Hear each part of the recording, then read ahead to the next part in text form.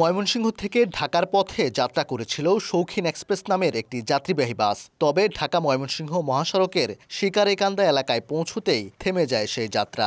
বিআরটিএর ভ্রাম্যমাণ আদালতের অভিযানে আটকা পড়ে বাসটি।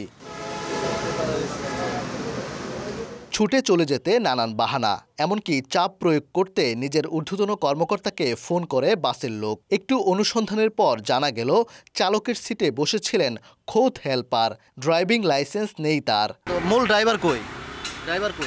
মূল ড্রাইভার আমার দেখে মনে হয় না। লাইসেন্স কই? ড্রাইভার লাইসেন্স কই? লাইসেন্স বাসায় থুয়েছি দেখে বিদায় মামলা দিয়ে দিছে। এই লাইসেন্স রাখা তুমি ঢাকা দিতেছো, তুমি এই লাইসেন্স ছাড়া বেরোই করছো। চালকের ভূমিকায় থাকা হেলপারকে 10,000 টাকা জরিমানা করেন ভ্রাম্যমাণ আদালত। বিআরটিএর নির্বাহী ম্যাজিস্ট্রেট জানান, যাত্রী নিরাপত্তার স্বার্থে নিয়মিত চলছে এমন অভিযান। ড্রাইভার ব্যতীত উনি যে একজন হেল্পার হিসেবে গাড়ি চালাচ্ছেন, এই জিনিসগুলো নিয়ে অনুতপ্ত তো একদমই না। পরবর্তীতে যখন আমরা ডাকি, ওনার ড্রাইভার নাকি উনি না, ওনার ড্রাইভার সামনে থেকে উঠবেন এরকম কিছু বললেন, এবং ওনাদের হাইড্রোলিক হর্ন ছিল এবং সার্বিকভাবেই উনি আদেশ পালনে অবাধ্য ছিলেন। তো সেই ক্ষেত্রে ওনাকে আমরা 10,000 টাকা জরিমানা করেছি।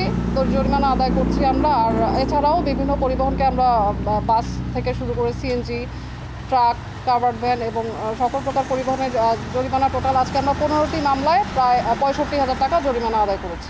অভিযানে বিভিন্ন অপরাধে মোটরযানগুলোকে 15 মামলায় 65,000 টাকা জরিমানা করা হয়। ওবায়দুল হক, সময় সংবাদ, ময়মনসিংহ।